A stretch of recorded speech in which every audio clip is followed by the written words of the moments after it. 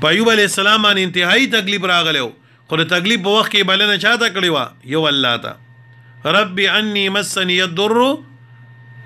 یا الله ما ته رسیدلی تکلیف وانت ارحم الراحمین ته رحم کوونکو نه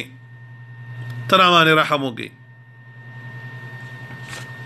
نو ګوره که نه پیغمبر په خپله باندې متصرف نه دی چې کله تکلیف پې راځي نو تکلیف په وخت کې اواز چاته کوي الله الله بل چاته نه کوي ایوب علیه السلام د اهل روم والا نو د پلار د طرف نه د اسحاق علیه السلام په نسل کې را روانو او د مور د طرف نه د لوط علیه السلام په نسل کې را روانو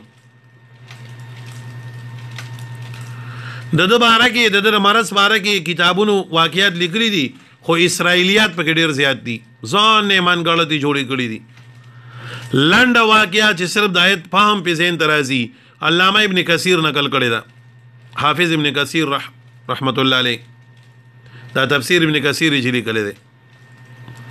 نو په دې واقعاتو کې زه حافظ ابن کثیر ځکه لږ غونته ملګرتیا کومه ګینه اکثر چې ما ته تفسیر کې واقع راشي زه یې ګورم هم نه وهم د قرآن د واقعو محتاج نه دی قرآن په صحیح طریقه باندې حل کول پکار دي ځکه دا واقعیت خلکو بیا وروستو لیکلي دي خو د حافظ ابن کثیر دا واقع زه لږ غونته کې د دې باندې اعتماد ځکه کوم چې دی که یو خوا د قرآن عظیم مفسر تیر شوی دی او تفسیر هم ټول د احادیثو باندې لیکلی دی نو بل طرف ته دی یو ډېر لوی مورخ هم تیر شوی دی ښه البدایه والنهایه د دې یو کتاب دی د تاریخ ډېر عظیم د دې د وجې نه د دې سړي واقع چې هغه به کم از کم چې کوم دین اسرائیلیات نی نو حافظ ابن کثیر وایي چې ایوب علیه السلام ته الله ډېر مال ورکړو اولاد یې ورکړو صحت یې ورکړو او ده به د الله ډېره شکریا ادا کوله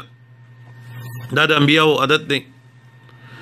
نو ملائکو د ایوب علیه السلام په عبادت باندې فخر وکړو او دا چې الله ایوب علیه السلام ستا عبادت به ولې نه کوي شکر به ولې نه ادا کوي تا ول دا انعام ورکړی دی دا انعام دی ورکړی دی دا انعام دی ول ورکړی دی الله دې زبې دا ټول واخلم او بیا هم داسې کوي وی الله تعالی په وختن چې کوم دین حالات راوستو اولاد یو پات شو بدن باندې بیماری رااله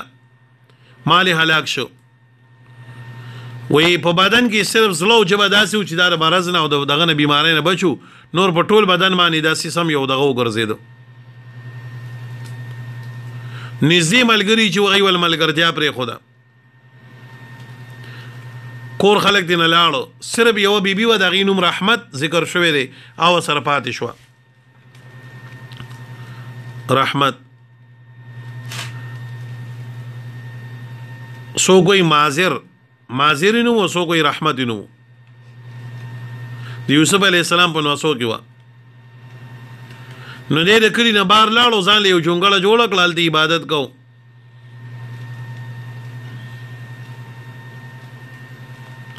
د ایوب علیه السلام امتحاني زمانه دومره اوږده شوه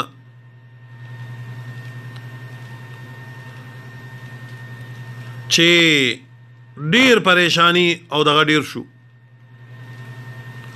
سو کوئی 14 کاله وا سو کوئی 9 کاله وا سو کوئی 8 کاله وا حسن بصری سے 2 کاله کول گئی او وا بن منبه وی 3 کاله وا خو ایوب علیه السلام دعا قدرم نو غوښته د دې د وجنه چې پرې د الله طرف نه امتحان دي زما په الله ته قربت راشي یو ورځ وته بیبي وي ستاره تکلیف خو ډیر زیات شو الله نه سوال وکړ کنده تکلیف دن لرګي نو ایوب علیه السلام ته وی ما او یا کال صحت کی تیر کړی جنو چې او یا کال خو مرز کې تیر کم کنه دومره لوی صبرناکو دومره لوی صبرناکو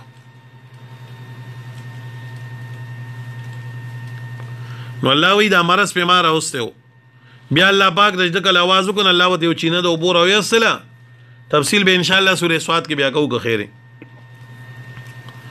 وته دې کې اوبوس کا علماء با الله ولا صحت ورکو وې دا سي صحت ول الله ورکو چې دا بیبي تلې و چې دا کار پسي دې چې به کار کوو روزګار به کو دلې به دغه پیدا کو ډېر خدمت ولا کو نو چې دا رااله او دې دا سوکتی د ایوب علیه السلام په خولي شکل کې ناس سو دیونه پیجندو نو دا په جړا شو دی ولې جاړي وی دې کې یو بیمار سړی او چا څه شو چې د لاړو که چا بوتو که څو تختو نو ودل نوی بیا دی جړل اخر کو دې زیم ایوب علیه السلام زیم الله غ واقع ذکر کوي چې ګوره په ایوب علیه السلام باندې امتحان ناغه ایوب علیه السلام چاته आवाज وکړو الله ته سورې صاد کې به بیا تفصیلا وایم ان شاء الله.